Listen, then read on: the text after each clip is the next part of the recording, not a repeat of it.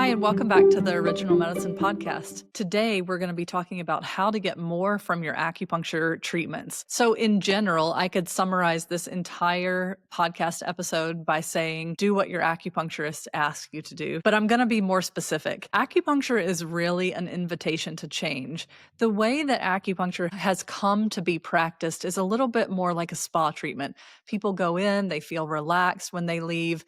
The treatment itself is relaxing. The needles, they don't even feel most of the time. And people really brag about this. They say that my patients don't feel the needles, or patients themselves say, I never felt the needles. And they had like a nice acu nap, as they call it. And they go on their day and they, think of that as acupuncture. I'm not against relaxation. I think it's great when anyone can take time for themselves, breathe slowly, shut their mind off for a minute. But this is not the true purpose of acupuncture. Acupuncture is really an opportunity to shift something in your body, which also means shifting something in your life. So if you are maintaining the same lifestyle throughout your acupuncture treatment, nothing else is changing, but you just come in and you've added this treatment to your weekly schedule, that's not what I would recommend, because we're looking to put space in between things. If you've ever practiced yoga, you have maybe have heard this. Don't rush to yoga, put space in between things,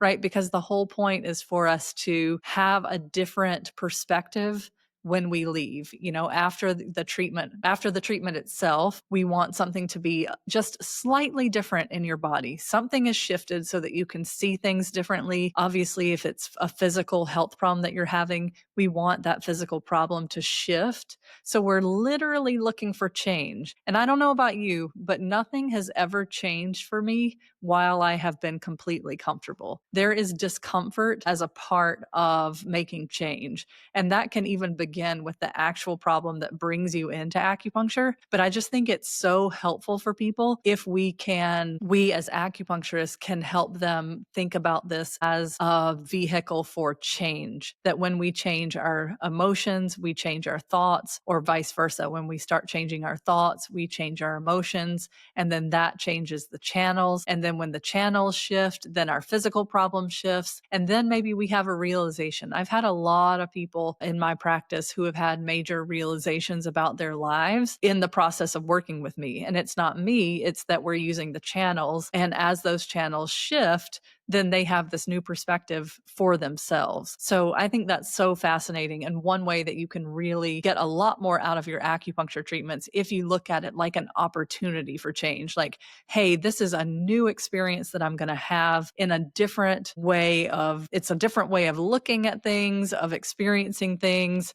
The treatment may be a little uncomfortable because it's for my best good, kind of thing. So that's the first thing. The second thing, if you've ever listened to this podcast before, you're not going to be surprised, diet. If you come to work with an acupuncturist, but you're not interested at all in changing anything about your diet whatsoever, that's going to be a downside for you, because as my food teacher likes to say, Andrew Sturman, he says, when you change your diet, you change your life. And that's so true. Even when I was a vegan for about a year and a half, I found that was a great experience for me, even though it was really detrimental for my health. Because I changed the way I was eating, I learned about new food, I learned about new ways of cooking. And I think that was a really good thing for me, even though I think the actual vegan diet was a terrible idea. Hopefully that makes sense, that there were good things about it in that I learned new ways, but the outcome was not very supportive of my health.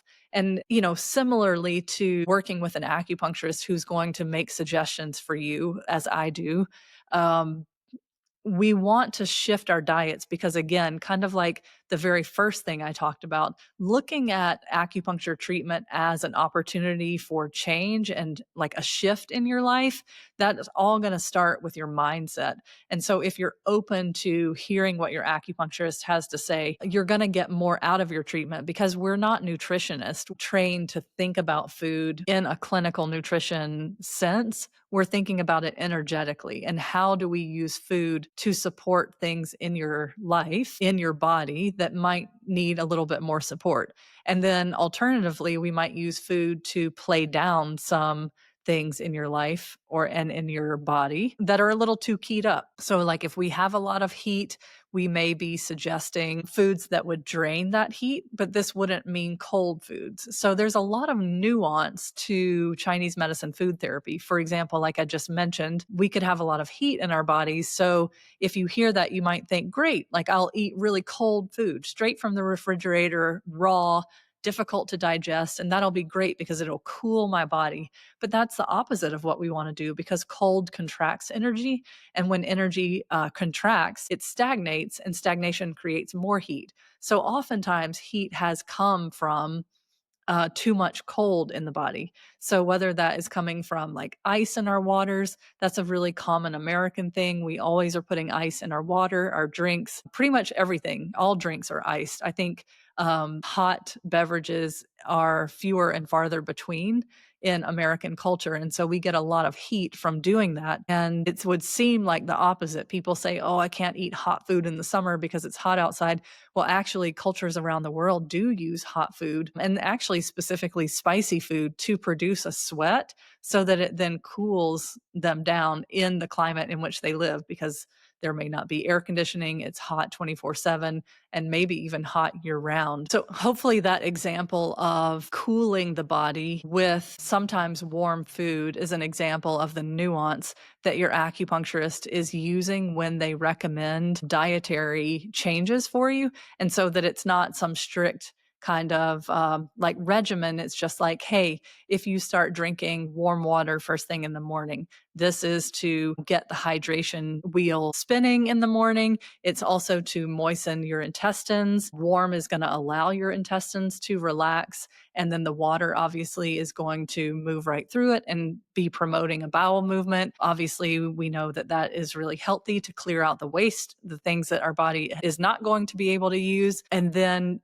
if that can happen in the morning before we eat breakfast, which is going to be a warm, wet breakfast like an oatmeal, a millet or rice porridge with some protein also, this makes for a really balanced energy. But also in the morning, we're not thinking about again, nutrition and calories and macros. That's not the way Chinese medicine thinks, but we're going to coach you to changing your ways of eating to support digestion, which is really thought to be the center of everything in Chinese medicine. And then the third and last thing that I'm thinking about when I think, how do you get the most out of your acupuncture treatment is in general, how could you shift your life? If you're used to doing multiple things at one time, like you never do one thing by itself, can you do something just on its own?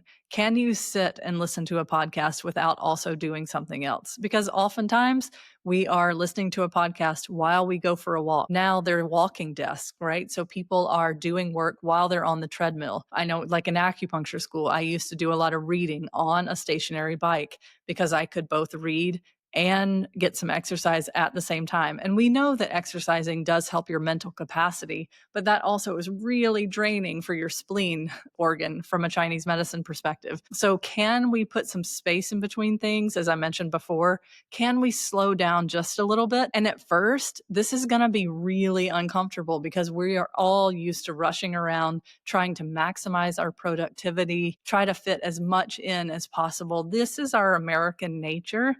And if we can just start to slow down, even when it's uncomfortable, let yourself be uncomfortable. Just like with the treatment itself, let acupuncture be uncomfortable. You are going to get through this. It's going to be okay. And you're going to shift in ways that you could not imagine if you allow it. Not everyone is coming to acupuncture because they want a shift in their life, but they're coming to acupuncture because they want something to change.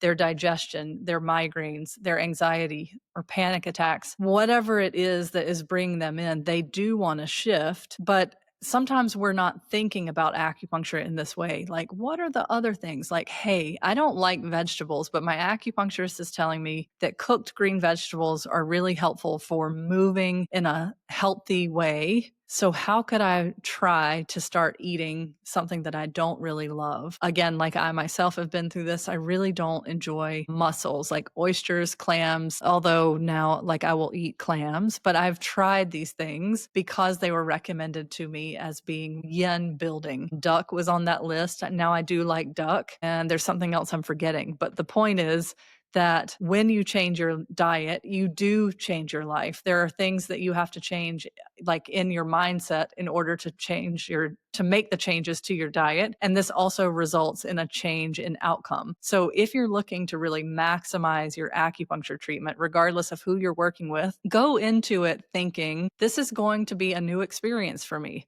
And I'm going to change in ways that I don't even know what those are yet. Because if we think about the fact that we are currently experiencing a problem, everything in our lives has led us to this point, has played a role. It doesn't mean that everything is wrong with your life. It doesn't mean that everything is bad or that you've done something wrong, but it means that all these things that you've experienced in your life have contributed to where you are today. So if you want something to be different, it makes sense that you would need something to shift. And so we can start by thinking about the acupuncture treatment itself as being a way that we're going to begin shifting. And then we're also going to add to that putting space in between things, slowing down a bit, just trying to be a bit more mindful. And then also the dietary changes that acupuncturists make to their clients. When you can start changing your diet, you really are going to see a lot of changes in your life as well. So I'm hoping that these suggestions will help you if you're thinking about embarking on a journey with acupuncture,